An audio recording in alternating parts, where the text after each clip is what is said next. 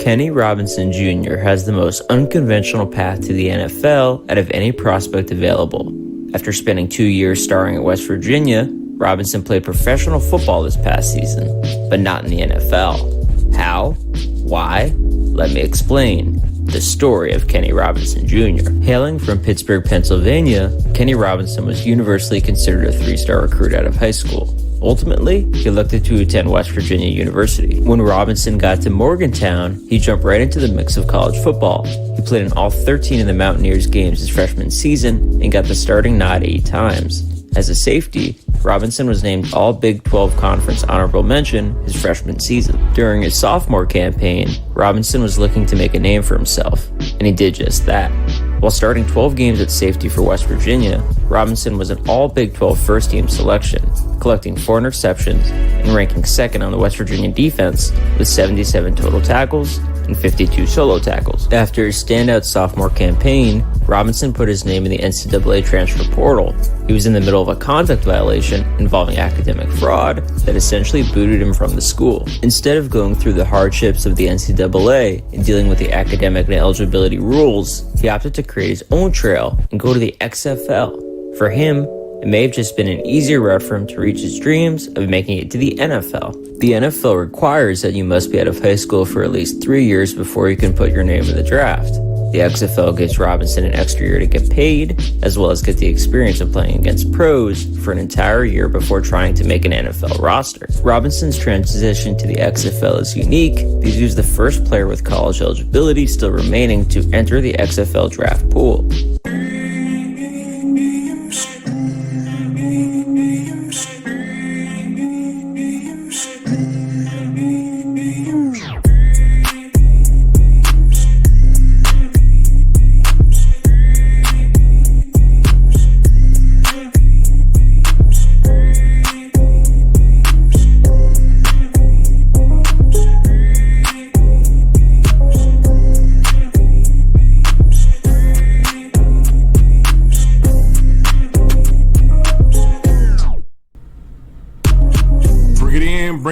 Bring it in. It's your boy Randy Wade, That's Ball Podcast.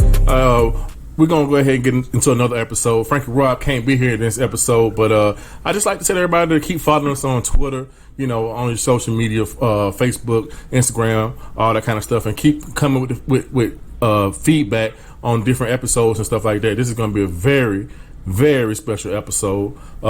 We got a real trendsetter. I think he's one of the first people to ever do this, and I think this is going to be a path of a lot of student athletes in the future. So without further ado, I'd like to introduce Kenny Robinson Jr. How you doing, Kenny? Good, how are you? Man, I'm doing all right, man. I just like to say thank you, man, for coming to the episode, man, and just breaking bread with us, man, because it's kind of trend-setting what you did. You left college early to go to the XFL, man. What made you do that decision? First, I'd like to say thanks for having me, but it was kind of just the best situation for me, with everything I was going through at home and just my whole process. It was just the best for me to go to the XFL. It was just an overall great decision. Awesome, man. That's good, man. We're gonna get all into the XFL thing, man, but I want to rewind back all the way back, you know what I'm saying, to when you was a Jit. That's how we say Jit in Florida. So so I know you from Pennsylvania, but so coming up, elementary, middle school, stuff like that, did you play like multiple sports or just one sport? Yeah, I played 3 sports growing up.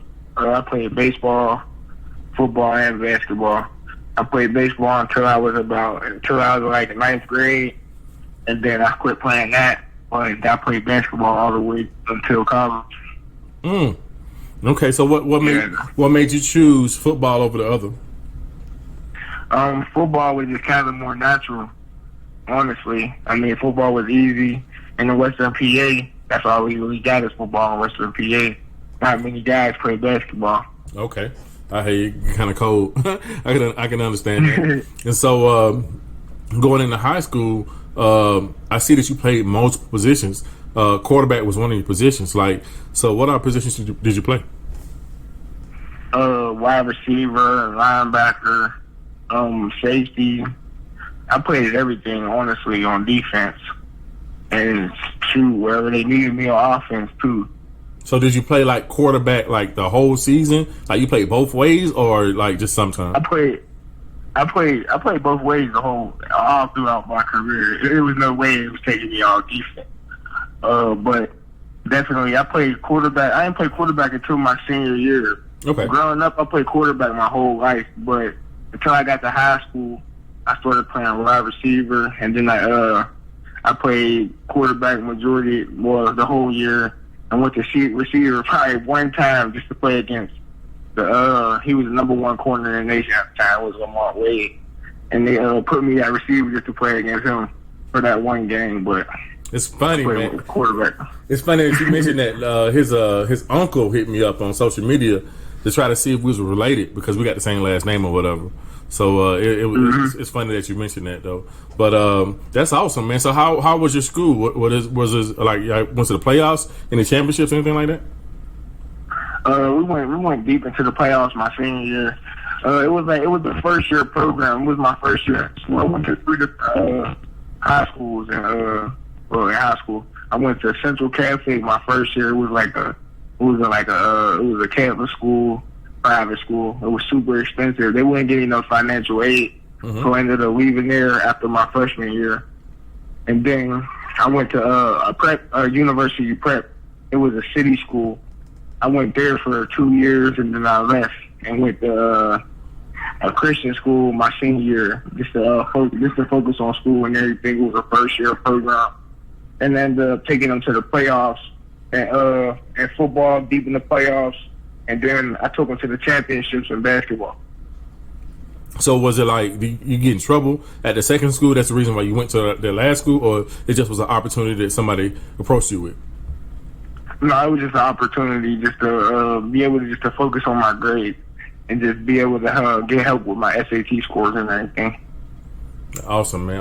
What would you say to kids that focus so much on the sports rather than focusing on home day-to-day homework, stuff like that, SAT prep, ACT prep, all that kind of stuff? What would you say to kids like that? I would just say take it serious because the minors, all the minor things that they don't think that's not going to happen. Like you think you got 4 years to get your grades right, 1 year can mess up everything. So I would say take academics serious at all times because one semester, 1 year, any of that, is one bad grade can ruin your whole dreams and expectations. Because if that SAT score don't match that grade point average, you will not be able to play no matter what anybody says. You're right. Them days is over with, man. You're right. You're definitely right, man. So tell us about the recruiting, man. So when did you start getting recruited for football? I started getting recruited my sophomore year. I had just started playing varsity football, and I was playing 7-on-7 with a bunch of my friends, and a lot of my friends were like high rated like athletes at the time. A lot of them was like 4 stars, 3, 4 stars, 5 stars. So it was like I was playing with them on the 7-on-7 team. That we all just got a bunch of recognition, started getting it, and then coaches finally started peeping the tape. And then I got my first. That's how I got my first offers. What was your first offer? Temple University. Okay, so you saying that you paired yourself up with some 3 and 4 star guys. You wasn't really ranked by then, right? No, sir. Okay, so you paired yourself up with some ranked guys in 7-on-7. Y'all went to what? Did y'all go out of state and play 7-on-7? Y'all went to like Florida and stuff like that too? We didn't get a chance to go to Florida. We would have came down to Florida. You from Florida? We would have came down there and gave y'all that work. But I hear you. Yeah, we didn't get a chance to because we ain't had the money. We had qualified and everything. Thought we was coming down to Florida. Okay, so but what we you definitely traveled though. Yeah, but what you're saying is very, very important, man. And a lot of parents don't understand that, man. Like sometimes when you pair yourself with somebody that's recognized and you put in your work, it gives you that opportunity to shine, and that's what matters. You know what I'm saying? You might not start, you know what I'm saying? You might start, might not start, or whatever, but like that gives you an opportunity to shine. And like a lot of people want their kids to shine on 7-on-7 teams and stuff like that instead of work and be better as the years progress. But if you pay yourself with somebody that's known, it's going to be somebody to come see them, and they're going to have an opportunity to see you at the same time. So yeah, definitely. So okay, Definitely. so you got Temple. All right, name some other schools that wanted you. It was weird. So I got my first 3 offers. It was 3 days in a row. Oh man. So yeah, so I had talked to Temple. They had gave me the offer the first day, and then the next day West Virginia had came in, and they gave me the offer that day. And then the next day, right after that, Toledo came in and they gave me another offer. And then it was like the three schools that were on me the heaviest at first. And then as the process went on, I got about, I would say, 8 more offers. And then I ended up, my top 5 ended up being Pitt, West Virginia, Iowa State, Toledo, and I think Louisville. Okay, that's awesome. And so when did you make your top 5? When did what grade? My senior year, I made it at probably around like the middle of the season or the beginning or the middle of the season. So you made the top 5 the schools you wanted to go to, or did you make your top 5 the schools that was paying the most attention to you? No, the top 5 schools I wanted to go to. Okay. You knew you can get in there and do your thing. So at that time, did they already tell you, hey, we want you to come here to play this, we want you to come here to play that? Did it, what you're telling the position they wanted you to come play? Yeah, so Pitt wanted me to play linebacker. Toledo wanted me to play wide receiver or safety, whatever I wanted to play. Toledo let me play. Mm-hmm. Who else? West Virginia, they was going to play whatever I wanted to play also. Well, on the defensive side, it was either going to be linebacker or safety. And Louisville, I think it was for a receiver, and Iowa State was for safety. Okay. So do you have any interesting recruiting stories that you can tell? Not really. I mean, it was all kind of basic. Just the basics. You go, players take you out, go to the club, regular. Yeah. Not much. Okay. All right. So how did the relationship with West Virginia and yourself, how did that build? It's okay. I mean, I'm still friends with the coaches. I mean, I always got along with the coaches. Coaches they were good people. No. How did they win you in the recruiting battle? They just always believed in me. Honestly, out of all the other schools, they always was there. Like Pitt, at one point, they pulled my scholarship offer because they filled up too many slots, and then just they were close to home, but they were also far enough away from home where I was away from the trouble. Oh yeah. We always talk about that. It's good to get away, from the crib. Good to get away from the crib. Yeah, definitely. Yeah. And so going in, you chose West Virginia. How was it, man? I mean, it's going, away from home, different state. West Virginia. It's all kind of myths, at least from down south, on how it is in West Virginia. So, like, how was it as a freshman going into West Virginia? I mean, it was cool. It wasn't a hard adjustment. Kind of just the biggest adjustment was just being on your own, with no help. But I mean, West Virginia was a cool, nice little town. I mean, it wasn't crazy. It was crazy, like party wise. I mean, there's people go out every night in West Virginia, no matter rain, sleet, or snow, they're out. But I mean, it was a great experience. I mean, I got to learn from some good people, gain some good some nice friends.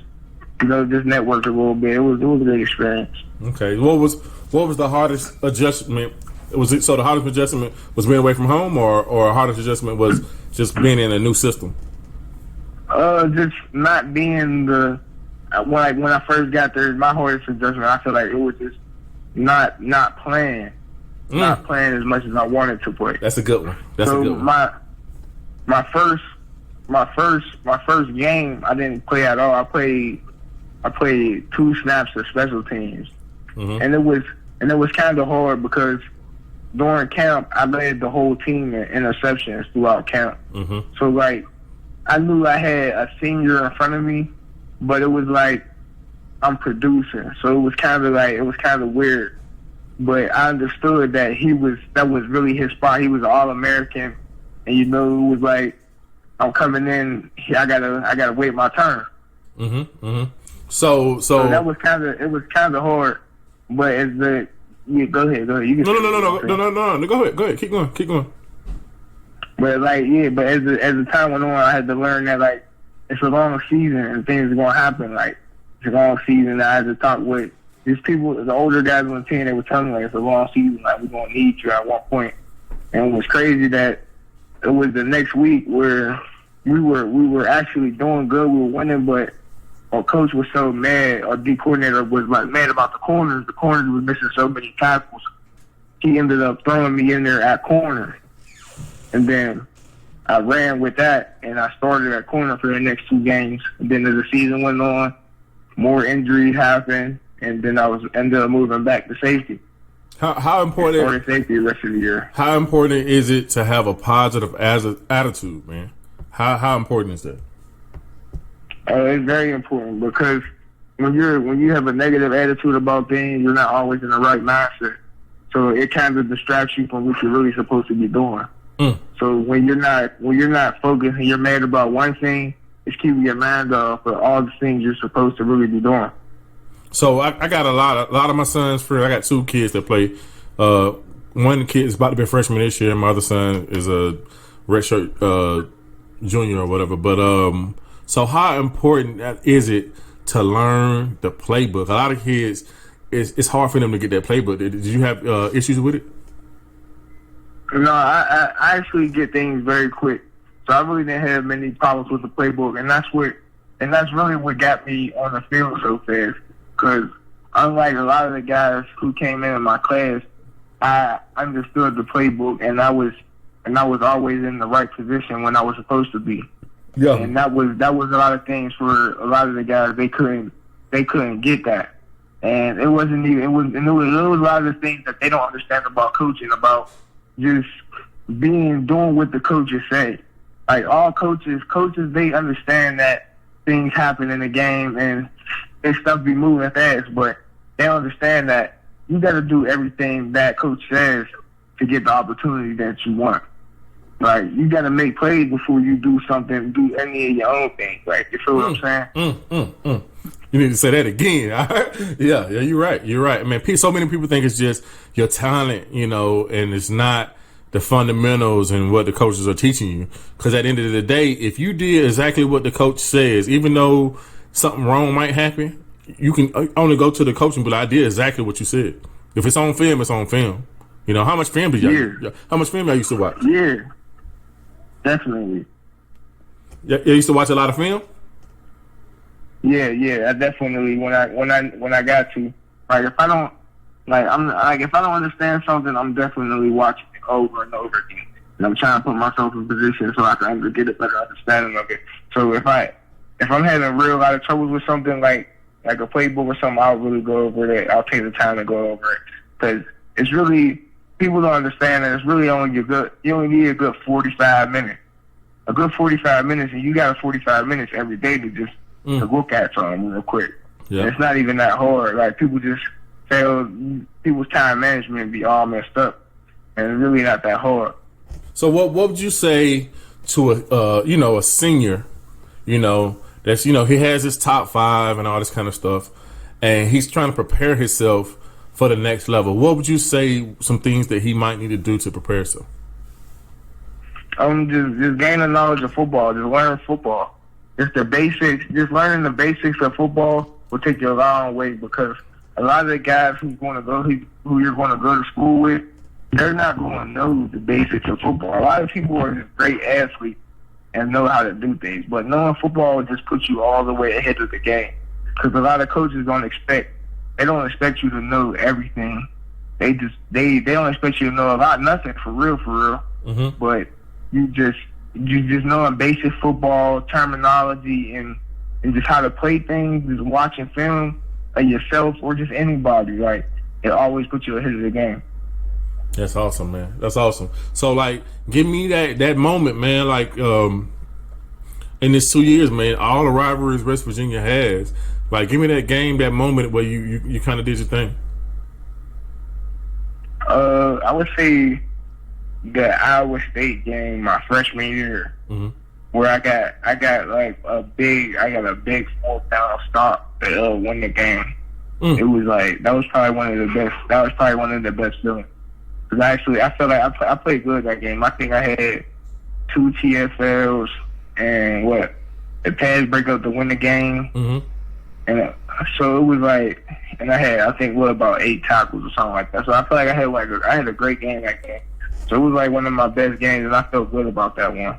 It felt like I had finally did something. I hear you. So by the end of the season, were you a starter because people got hurt, or? No, it was. I started. So I started from the second game. Okay. Well, not the second game, the third game on, the rest of the season. After the third game, I started. Okay, so you solidified it. Yeah, it's definitely a long season, man. So going into that next year, man, what was your mindset and, winter workouts and all that kind of stuff? It was just work harder than I did last year. Just try to get my body prepared. Because coming in as a freshman, I feel like my body wasn't in the best shape as it could have been. So my whole focus going into my sophomore year was just getting my body right and just having a better understanding of the defense. Because the freshman year, I understood it, but I didn't understand everybody else's role. Yeah. And going into my sophomore year, that was the biggest thing I was going to get my body right and understanding what everybody else was doing so it could help me play better. Yeah. So if you know where you got backup at, or you know where the weakness is at, you know where you can move and maneuver to make the best plays you can make. Awesome, man. That's awesome, man. So, all right. So the sophomore year is over. Before we even get to that point, when did you even know that you had a chance to even go to the NFL? That year. Since my freshman year, a lot of the older guys on the team were telling me "Yo, you special. You got a chance to do something great. You just gotta stay focused, stay humble." And then once my sophomore year came, I was talking with a lot of the coaches, and they were like, "Yo, you got the potential to be the highest draft pick if you just keep working and staying focused, right?" Then a lot of the scouts were just asking who I was, just about me, period. And it wasn't even around that. You feel me? Around the time for them to be asking about me. That's awesome, man. That's awesome. So, all right. So this precedent decision to forego your third year in the NCAA and go to the XFL, where did that idea even come up from? So I was expelled from WVU for academic integrity. I was getting help with my classes, and I ended up getting a little more help than I was supposed to. And then they let me get expelled from school. So as I was planning on going back to school, my trainer, Dwayne Brown, he's Aaron Donald's trainer. He had knew some people with the XFL and had an opportunity, and he just gave me that option just in case I didn't go back to school. I got you, but how did you know you can go to the NFL that next? Because that's almost the same season, a little bit. You know what I'm saying? So how did you know you can? How did you know you can go to the NFL? I really didn't. I didn't know I didn't know the whole process. It was really me taking a chance, betting on myself, because I really didn't know how anyone was going to even take that, or how the NFL was going to take it, or even let me into the draft. So we didn't figure that out until I got into a training camp with the XFL. Okay, and so, what was all that process? Because you went to the St. Louis Battlehawks. I seen your film on that, man. You look good, man. Matter of fact, you look good against one of the best teams. So, you got your name in the draft, and you was drafted. Where was you drafted at? What position? Safety. No. What number? I think it was 30-something, 39th or something. Let me see. Because they had they had a draft for all the players. I think you was drafted 39th overall. I think. I'm not even sure, honestly. I I really wasn't even worried about all that with the XFL draft. I really didn't pay none of that attention. I just wanted to know what team I was on and just get to work so I can get to the NFL. Okay, so you got drafted. You go to St. Louis. There you go again. Another new state, new territory. Level up from college, definitely. And how was that experience going into it? It was a good experience. Going into it, I just was trying my hardest just to prepare for everything. Just be prepared mentally and physically. Like just going like the same way I had going into my sophomore year, but I knew physically I was going to have to be in a little better shape because I was playing against older men, grown men now. Mm-hmm. So that was the biggest thing for me, just getting my body prepared to take that toll. Okay, and you said you left West Virginia on good standings with the coaches and stuff like that. So, how was it? First game of the season. It was good. It was a good first game. I felt like it was kind of boring. I mean, didn't throw the ball deep a lot. I don't think one time the whole game, but it was a good experience. It was definitely new to me because I didn't think there was going to be that many fans there. Yeah, definitely that first week. There's a lot of fans. A lot of people was really, really into it. You know, unfortunately, the season got cut short. But you really, really did your thing in the that DC game. Was that your best game? Yeah. So I think that was my best game. What you get? What you got? I think I had 4 tackles, 1 sack, and an interception. Okay, for sure. And so when did you find out that you was gonna have the opportunity to get into this year's NFL draft? When I first got to camp in St. Louis, they had when I got a training camp in January. Okay. They came and told you. No, I received an email saying they accepted my request. Awesome, man. So, like, how do you feel to be, the inaugural person to get this done and actually be a pattern for other kids that's, don't necessarily want to graduate from college or go to college and go to the XFL and have the opportunity to go to the NFL? It really didn't hit you yet? I mean, it feels good, Well, I mean, it's not. I just want people to know, honestly, that I didn't want to do this. It was just the card that was kind of dealt to me. Like, like being going to the XFL was not my idea. It was like something that I had to do. It was a great choice, experience, and everything. And everybody's situation is different. But that's what I would take from it. Like, it's not don't choose the XFL over school because just to be money hungry and greedy. Do it for the right things. Like do it because you have to take care of your family or something, not because you just want to make money. It's not all about making money because your education's still important too. On the other hand.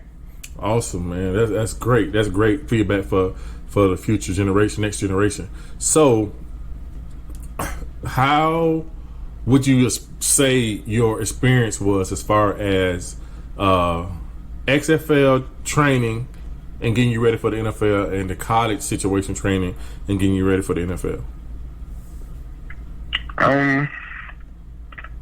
I think college was a lot more heavy, a lot of heavy weights, and just putting a large load on your body, and the difference between like training, I guess, for the pros from the XFL was just keeping your body in shape and keeping it like just keeping it healthy. I feel like we're more about keeping it healthy and just keeping you fresh, more than just laying the load on you and just working you until you drop. Yeah, so it seemed like college was a whole lot harder as far as the overall workout because you're there and stuff like that. I understand that. I understand that. Yeah. And so, getting from the XFL to the NFL Combine, like, I mean, there's a lot of stuff in between that, a lot of decisions you got to be making. You're talking about agents, financial advisors, all this kind of stuff. So how did you handle all that stuff? It was kind of easy. I mean, my agent, he definitely made it easy because he was he made it. Him and my girlfriend, they made it 10 times a year. Honestly, she helped with a bunch of the stuff, so she helped me handle majority of everything. So everything was she made it smooth and easy. All right, that's cool, man. That's cool. So, how was the training for the combine and all that kind of stuff? And you say that again? So, how was the training for the combine? I didn't get a training for the combine because I was in St. Louis. So you was playing. Okay, they got your name on the list, but okay, so because you was in St. Louis playing, you didn't get a chance to go. But you weren't. So you weren't invited. Cause I see your name on the on like the roster list, but I guess that's more than everything else. Okay, all right. So you just didn't get a chance to go. So what are you doing? What are you doing now to stay in shape to get ready for this upcoming draft? He said that I get my fault. The last part, I ain't hear the last part. Oh, you good? I said, what are you doing now to get ready for this upcoming draft? I just been here at home training. Okay, training and getting it in. Yeah. So, were you able to do any workouts other than XFL, like football stuff or anything like that? I mean, I try to when I get a chance to any field I can right now. Okay. But as of the quarantine got everything shut down. Yeah. I understand that. So, but if you probably don't even know this, but if the season was over, season would be over by now though. XFL, right? Yeah, it's over. It would have no, it wouldn't be over yet. It would still be going. Oh man, so you would go straight into the XFL into the draft, pretty much. Period. Yeah, definitely. I think the draft was probably two days before the championship or something like that. Oh, okay. No, I didn't know that. That's gonna be different. It's gonna be different. So players are not gonna get an opportunity to really show their combine numbers and stuff like that. But you still can show them your gamemanship and everything you got like that. You know, so that's gonna be a different thing. I think they would bring that up to give you an opportunity to kind of do some kind of combine interview or something like that, so people can talk to you. But I've been talking to a lot of teams over the phone, did a little video chat and things like that. That's what they were doing with a lot of the guys. Okay, so if you could change anything, man, along your path, man, what would it be? Anything? Just do my own work. I did my own work. And there's nobody turn my own stuff in instead of being lazy. Yeah. I hear you, man. And that's a great message for the kids out there, man. Because at the end of the day, man, you can either do it the right way or the wrong way, but you got to suffer the consequences no matter which way you do it. You know, that's just a big thing. That's just in life, period. That's like going out at school, you know what I'm saying, with your friends or whatever. You got that opportunity to do the right way or the wrong way. You gotta make the right decisions. You know, so what advice, what kind of final advice would you give to kids and parents in the recruitment process? Just always have questions, and always don't be scared to ask questions. Always have questions, don't be scared to ask questions, and make sure they're really out for the best intentions and not just for themselves. Because a lot of coaches do a lot of things because they need you, and they really not even going to use you. Make sure they really want you. Don't make sure you're not their last option. That's great, man. Kenny, man, I really, really appreciate this interview, man. You did great, man. I appreciate it, man. No problem. Thank you. All right, man. Thank you, man. I'll let you later on. All right, now. All right.